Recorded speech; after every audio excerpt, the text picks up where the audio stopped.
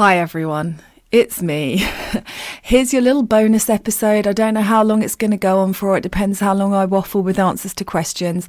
But I just had a couple of questions that I really wanted to get done before we break for the summer break. So here we are.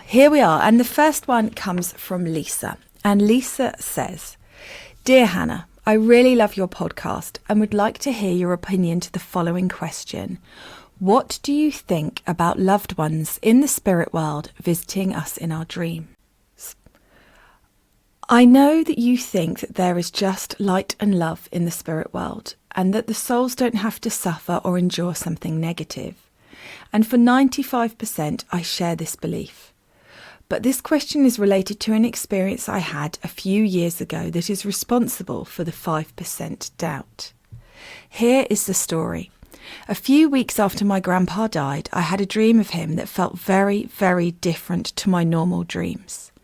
In this dream, I kind of met him and he begged and insisted that I should pray for him so he can go further higher because it seemed he was kind of unhappy, stuck and very penitent. I remember it really vividly and intense, therefore I really think it wasn't a normal dream. I was raised Catholic, so maybe the idea of purgatory influenced me, but the deep longing for justice inside of me also wants to believe that perpetrators have to experience some kind of purification. I don't really know if my grandpa was a perpetrator in any way, but he was part of the Second World War, and you never know what a war makes out of people. In the dream, I really had a feeling that he was processing his mistakes in life, and I knew in the dream that he was dead and I was dreaming. And I never dream lucidly, so this made the dream even more extraordinary. And because I believe that prayers are a form of directed energy, I do believe they can change reality. Foremost, the prayer himself or his perception, but maybe energy frequencies of other souls too. To end the story, I prayed for my grandfather that he will find the way to God, who is for me the eternal love and consciousness that holds the world together, and that he is guided by angels and Jesus to a better feeling state. And I never dreamed of him this way again, which isn't evidence of me being a pray you out of hell girl, I know, and I'm glad about. So what do you think? Love to hear your opinion." Oh, thank you so much, Lisa. I love this question. I love it all. So I think, as always, with every listener question so far, you have answered your own question in the questioning. So where do I want to start to this? First of all, I do believe that dream was a visitation from your grandfather. However, I think that your Catholic upbringing and your programming then restricted your interpretation of what was happening. So when your soul experienced being reunited with your grandfather, that was fine. But then on another level, your brain went, oh, but he has just passed and this is what I have been taught is to be true. I'm worried about my grandfather. I want him to be okay. Is he okay? And so therefore you started projecting, and that got in the way with the dream.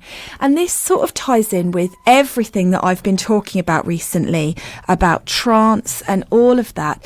And this idea that we make ourselves, that we want ourselves to be completely out of the way, that we want it to be 100% spirit and nothing to do with us. And actually that being a very disempowering idea. So understanding that the energy you're experiencing from your grandfather was a collaboration with your energy, I think would be a start, and your programming. Now, I do believe that there needs to be some kind of purification. What I do not believe in is purgatory. And they're two different things. So I do believe that souls that do things that are wrong have to experience the going back to the spirit world, going back to their true state, and realizing that they did horrible things, but not in a punishment space, in a space of unconditional love. And that's the bit that seems to cause the sticking point for people, is that we want it to be like it is on earth for people that do us wrong, where there is a judgment. But in my experience of spirit, there is no judgment, there is only love. So that doesn't mean that the soul doesn't feel unhappiness about the choices they made as a human.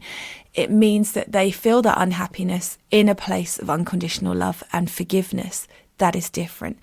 There is no, for me, hierarchy of spirits where spirits say you are not good enough, you can't enter through the pearly gates now because you need to look at what you've done. And on a more complex exploration of that, I want us all to think as well about bad things that people do and whether they are really bad. Now, I know we could go to extremes here with murderers, paedophiles, war, rapists. We could go down the really dark alleys of the really horrible stuff that we know is definitely bad. But then we have a grey area, don't we? We have the area of being a bit bitchy. I can be a bit bitchy. I know that my soul isn't bitchy. I know that's my human judgmental state. I know that I form a lot of opinions. I know that is my superpower, but it is also a problem. And perhaps I don't hold the best space of grace for other people that I perhaps should. Should I be held in contempt of the spirit world for that? Maybe. And that is something we just don't know. I can't tell you for sure what is going to happen to me. Now, what about the times that people do bad stuff, but for good reason? And here's a good example. I see a lot of people online getting very critical when somebody has an affair. Now, I get that having an affair is not ideal. I get that. I get that in the society that we have created, people would stay true to the person that they've signed up for life with through hell and high water. And that all makes sense, doesn't it? When it's separate and it's somebody else and you say, well, you should stay because you made a vow or you have children, you should be unhappy. Until it's us. And then when you realise that you are falling in love with somebody else, or you are desperately unhappy and seeking validation from somebody else and making a terrible mistake, are you a bad person or are you just a person? And there would be people, and some of the teachings of the Catholic Church, for example, that would say that you would go to purgatory/hell, depending on which version of the Bible you're reading, for committing the sin of adultery. But also, what happens if you are married and with all the best intentions in the world, you make that marriage vow and then 20 years in, you bump into, I mean, I don't really believe in soulmates, but let's just say that we do. You bump into your soulmate in Tesco, in the freezer aisle. And in that moment, your whole life gets flipped upside down and your soul recognises their soul and you want to be together. And so I think as humans, we like to judge, and it's part of the society that we live in. I think we're going through a big eruption of judgment now, with social media giving a voice to perhaps people who shouldn't have it, and working through that. And I think that is actually part of our evolution. We need to have it amplified so we can look at our own judgments on our own levels.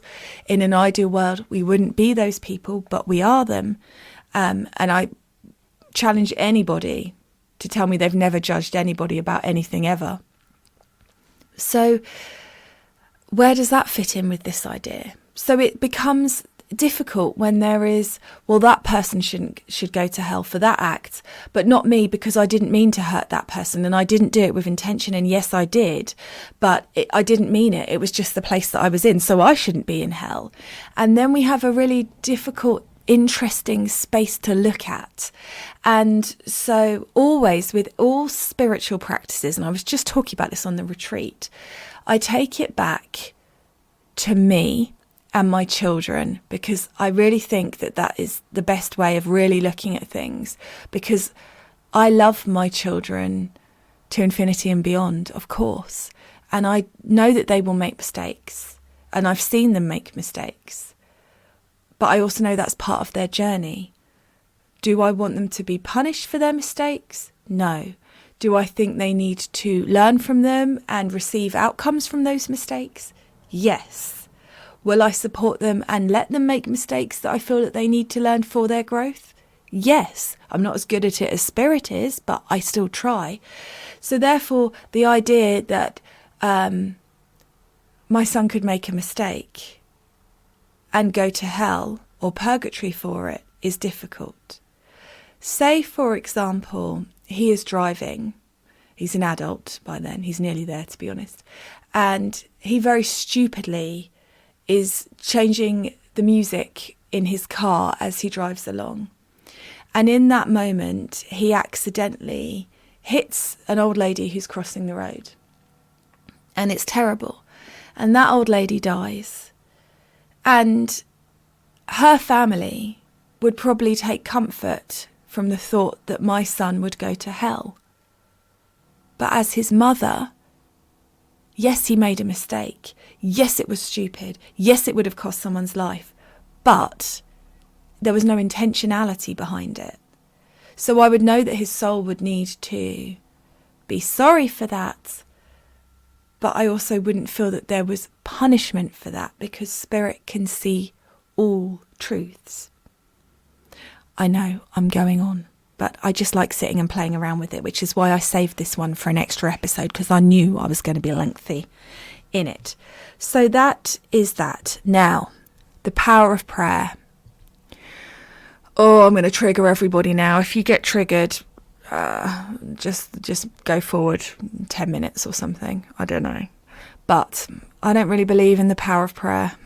I believe in the power of prayer on a personal level. I believe in the opening up and the expansion and the asking for what you want. But I do not believe in the power of prayer having control over anybody else, because I do not believe that that we can control anybody else in a universe of free will and choice. And so if we... I don't know. It's a really complex one to explain. I'm trying to find the words. So, here's a good example. You're an old lady. Or maybe you're not an old lady. Maybe you're a young lady. And you have been unwell for years. And you are on your deathbed. And you are getting ready to move into the spirit world. And you are there, unconscious, with your eyes shut, and you are feeling nothing but relief. Nothing but that feeling of being back to your home, back to the place where it is easier, being reunited with your loved ones in the spirit world. But your loved ones who are here in the physical don't want you to go yet. And so they are praying to God, to the spirit world, to keep you here. Whose prayer should be answered in that scenario? And this is the problem with prayer. Because prayer, to offer prayer, is to offer a judgment. When you're offering it to somebody else, you're actually with yourself too. You are offering a judgment. You are saying that is not right and we should make it better. But who are we to make those decisions? And it's the same when you're asking for things for yourself. We all know from law of attraction, don't we, that the asking should be done and forgotten about almost. I want this, I know you've got it in hand. The more that you are asking for it and sitting in it, the more you are looking at the lack of it. The more that you are looking at the lack of it, the more you are creating resistance that stops it from happening. So if you're praying for something every day, and you're sitting in that energy of, I'm waiting for this, I'm waiting for this, I'm waiting for this, you're actually focusing on the lack of it, not the receiving of it. And so therefore you're making it less likely to happen. You are judging its lack of manifestation in your life. So I don't believe in the power of prayer in the way that it is used. I believe in it for communing with spirit. I believe in it for the attitude of gratitude and connecting to God force and saying thank you for everything you've got and everything that you want and you need. I believe in it for that. But I do not believe in it in changing an outcome for somebody else, because there is free will and choice. And I do not believe in a God where a God would say, you did war crimes, Lisa's grandfather, so you have to go to purgatory. Oh, Lisa has prayed, so that's okay, your crimes are lessened. Because when we look at serial killers, yes, some serial killers come from horrible backgrounds, but some serial killers have parents that love them. And so whose prayers are answered in that scenario? The parents of the people that were murdered who want retribution, or the mother whose child has been put to death because of the crimes that they committed, hoping that they move on to a better place and they are healed. And so that's why I think it's a very complex and crazy thing to think about. So I believe in the power of prayer for changing your life, Lisa. I believe in it for communing with God. I believe in it for being grateful and saying thank you and opening yourself up to a new energy and holding a space with spirit for your highest good. But I do not believe in it for changing an outcome. And I'm sorry to say that I do not believe that you changed your grandfather moving into the spirit world because he was already there. Now, the thing is that's really interesting, I think, with all of these ideas about people getting stuck and stuff like that, is the idea of believing in it and feeling a release from it. So, Lisa, I'm not taking away from your whole experience here, because maybe your spirit knew that what you needed was that experience with your grandfather so that you could feel active in helping his passing process so that you could make peace with it. And so maybe your spirit gave you this experience for exactly that reason. So there's a cleverness of the way that spirit work with us through our own levels of consciousness and understanding that shifts as we shift and grow. So if you do believe that, then to a certain extent you did help him, because you helped your idea of him. You helped the energy of him that you were holding on to, not his immortal soul in my belief system, but perhaps the energy of him that you were keeping for you. Does that make sense? I think I need to go and have a lie down in a dark space. I hope it does. And this leads quite nicely into something else I wanted to talk to you guys about today, which is my lovely Cindy messaged me about a show that she watches called The Dead Files. And so I looked it up to have a little look at it yesterday and to see whether I thought it was real, because it's also really interesting. I did not know of this show that is out there teaching people about entities. And so I watched it and was horrified at I know it's TV. But if this is what people are watching and then they're messaging me and saying demons do exist, Hannah, it's so bloody damaging. So if you watch it, all I want you to do is just watch it with a bit of discernment, because the medium in it was going around, and to my view, in the one episode I watched, so it might be different in other ones, she was working psychically. She wasn't working with the spirit world. She was working with residual energy. You've got two women, a mother and a daughter, and the daughter's daughter, who live in a house, and they are scared because they believe that there is a negative entity living in it. So the medium is walking through the energy they have propagated, which is their fear. And the medium is being very dramatic. I feel sick in this energy is in my head. But there was nothing evidential at all. Not one thing. The people who lived in the house said that they got some sort of physical phenomena in it every single day. And not only was there none captured on camera, they didn't even try and capture any on camera. If you're there and they're saying that things are happening, then let's see it. Nothing. And I think the worst bit for me really was, well, there were two bits, and I'm going to tell you about both of them. They have a detective that works in this that backs up her findings, and it was all very ambiguous and dramatic. For example, there was a child murdered in the neighbourhood. Not in the house, no connection with the actual property itself, but in the neighbourhood. So I'm pretty sure in this day and age that there's probably been a murder in every neighbourhood in the annals of history, if we're honest. But no, that was sign that it was a demon or negative attachment. But he went and visited with a couple, and the man, his mother lived in that house. And she was an owner. She was a nice lady. She died at an old age. They gave a lovely picture of her smiling and looking very sweet. And that then became evidence that that woman had moved into the spirit world, a lovely old lady, and then decided to pin down the woman in her bed who was obviously having those crazy dreams that people have, sleep, not apnea. You know the thing I mean, paralysis. She was obviously experiencing that, which is a psychological thing. And they said it was the lady that lived in the house holding her down. Why? Why? Why would a nice old lady who goes through the natural process that we will all go through of dying, and she was lucky enough to die at an old age in the home that she loved, why would she now be pinning people down and freaking them out? It was so disappointing. I mean, it was great. It was very entertaining, but it was so disappointing to me. And then the worst bit.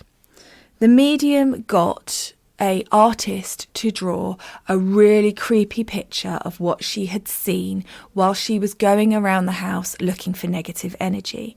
Now, I'm not denying that negative energy was there, and I'm not denying that sometimes when you interpret a negative energy, when you're picking it up, your brain goes through its Rolodex of information, and it will bring up an image from your things that you have experienced that says to you, this is really creepy. And that's exactly what happened. She had a creepy little boy that was lying under the bed and creeping out the child and moving the child and scaring the child. When actually what happened was the child had picked up on all the energy that her mother and her grandmother were propagating and was experiencing it for herself. And she said to the detective, I'm scared the spirit's going to scratch me. The grandmother had a scratch that she said the spirit had done. And the little girl has obviously heard them talking about it. She had no scratches. And they drew this really spooky picture and offered it as evidence. But I could draw pictures and say there's a demon next to somebody and draw a little boy with blank eyes and creep everybody out. That's not evidence. There was no history of a little boy dying in that house or anything that might make it reasonable. There was just nothing. And do you know what the advice was that the medium gave them? The advice of the medium was for them to go see a Reiki master for the little girl and have a healing session on her, which will help her. No doubt, Reiki helps everybody. And then for them to do a grounding meditation. So that is all that a dark entity needs, guys, just so you know. From the expert who's been there freaking out, saying she feels sick, saying she feels attacked, saying it's causing physical damage, all you need to do is a grounding meditation. And then the demon is gone. And the mind boggles about the lack of discernment in the viewing public. But it was fun to watch. So if you're watching it and enjoying it, no shade, no shame, but it's really interesting. Really, if we really believe in demons, do we think that a meditation is going to get rid of them? Because there's a lot of us meditating now. Meditate. Anyway, there's a lot of us doing stuff. What? So it's a really interesting thing because they believe in that, it will work. That's the irony. Because all that energy needed to do to shift was a change in mindset, was them opening the doors and asking it to leave, and it will leave, working with the intention of fresh, higher vibrational energy coming in, and it will be there, and then allowing themselves to change their thought process that these bad things are no longer there. That's all that it takes to get rid of energy like that. But people don't want that. They want the drama of it. Because all a meditation will do is change your energy, which changes how you perceive the physical world. Everything that you are experiencing in the physical is through your own filter of the vibrational frequency that you are at. That's when you move into spirit, you are instantly in a higher frequency, so you're not limited by this stuff anymore. And so it will work for them because they believe it will work. But I do worry about the damage it has caused. Those two women were petrified. They were crying. They were absolutely petrified. And what is the cost of that bit of entertainment for those two who now believe that there really has been a demon in their house without one bit of evidence whatsoever? Craziness. Okay, I've got one more voice note and then we are done. Hey Hannah, Juan from NYC, from New York City. I'm curious to hear from you what recommendation you have for somebody who is in a partnership, romantic partnership, in a relationship with somebody who is either one, a complete skeptic, or two, believes this stuff is real and wants nothing to do with it, is maybe afraid of it. Maybe has the attitude of, I know you do this, I know you're a medium or a psychic, and I believe it's true, but I don't want to have anything to do with it. You go over there and do your thing, I'm over here. Because maybe they're nervous, they're afraid of the unknown or the mysterious, or what would be your recommendation for her? Like, what kind of conversation would you suggest having with a romantic partner who is either a skeptic or just a little nervous about this stuff, but yet encourages us to do what we love to do because it is what we love to do? I ask because in past episodes you have shared your experience with this, and I would love to hear more because I'm wondering if it's something that many folks who listen to you and equally adore you as much as I adore you and your podcast, if it's something that they also wonder, or that they've been in similar situations and experiences with people they've dated or romantic partners and partnerships they're currently in right now. Thanks, Hannah. As always, love what you do, and I'm always excited for an episode. Hey, my friend Juan, great to hear from you again. I love having the voice notes. I just smile all the way through because I can hear your voice and I like it, and I can imagine you speaking. Okay, so you're right, Juan. I have been in exactly that situation. I still kind of am in that situation, and my belief is very clear here. You just don't talk about it with them. It's the best advice I can give anybody, whether they're a skeptic or whether they believe but they're afraid. Just respect their boundary. Don't talk to them about it. And it's a bit nuts because I have been on this batshit crazy journey and my husband doesn't know the half of it. And as I've gone on the journey, there have been bits that have bubbled out of me with excitement that I have shared with him. But he doesn't know everything. And that's not a horrible thing. It's just his nice thing. Just like he's a financial advisor. And when he starts going on about different funds for pensions, I could not be less interested. And I think this is important. We've got this kind of dialogue going in the world that we are two halves of a whole. Me and Alex are not two halves of a whole. I'm a whole person, and he gets to experience the wholeness of me, whether he wants it or not. But no, in seriousness, I'm a whole person. I don't need him to complete me.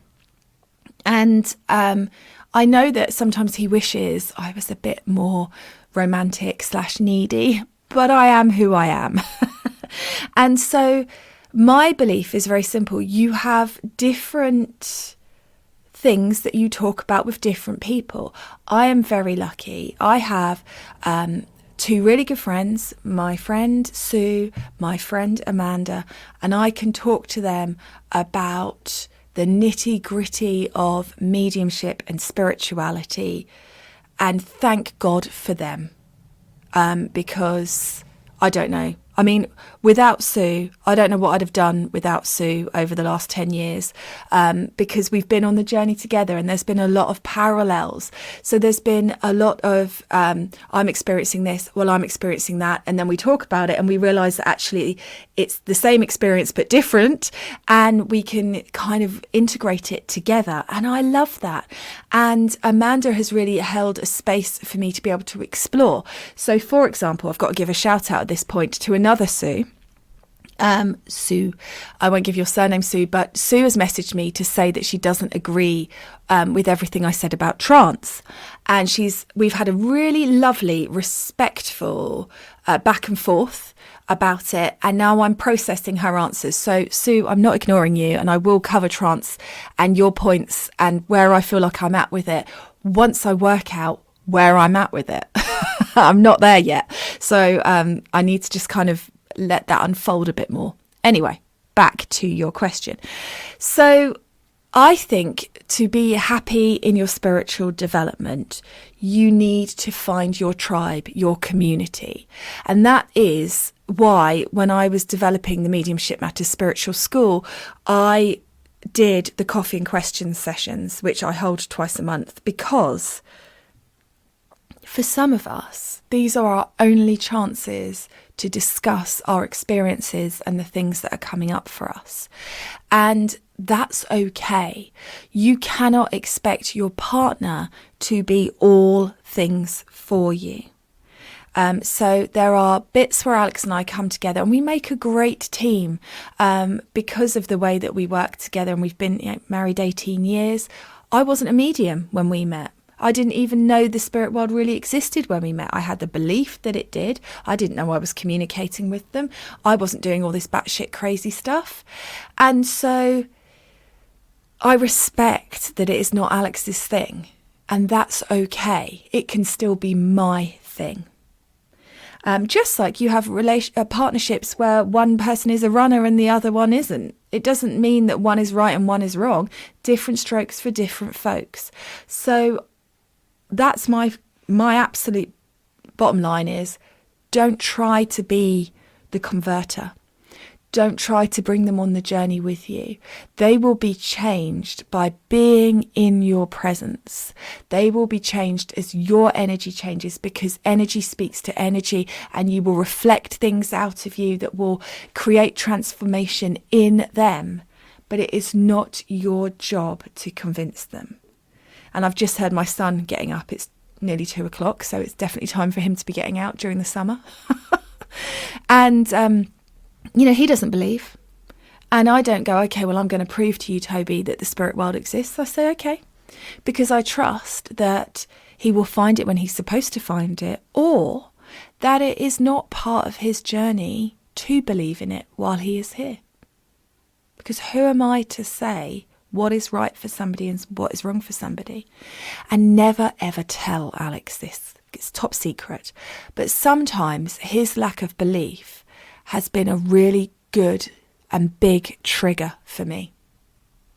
Sometimes his skeptical, analytical approach to mediumship has made me look at things differently, and has made me work harder and delve deeper for an answer, and has therefore helped my unfoldment and my understanding. So there is magic in a skeptic, as long as they are not being like poor Kayla's skeptic the other day, where they're closed off to it. There is magic in believing but being afraid and not wanting to be a part of it. And that's okay. Just like Spirit found all of us at exactly the right time for us, they will find your partner at the right time for them, if indeed there is a right time for them. So I hope that makes sense. I hope that answers your question. I do think when we start working with spirit, we get this kind of, I want to take everybody on this journey with me. I want to open it up for them. I want to take them along for the ride. It's changed my life. I want it to change yours too. And it's just something you have to allow. For example, I was really into Abraham Hicks a year ago, maybe. And I really tried to get Alex to listen to it. I said, they have little tiny podcasts, one little podcast a day, it'll be really good for you. But he just resolutely did not want to. And then I realised that I was being that person that you're not supposed to be, where I was trying to force my journey onto him. He has his own journey, his own experiences, his own lessons that his soul will teach him as and when is the right time to. And it is not my job to get involved with that. So there we go. Bonus episode finished. I hope that I've answered all of the questions that I received up until mid-July. And then anything from that date will be answered in September. Please do get your questions in for season 4. And thank you all so much for being part of season 3, which has exceeded my wildest dreams. Have a good one.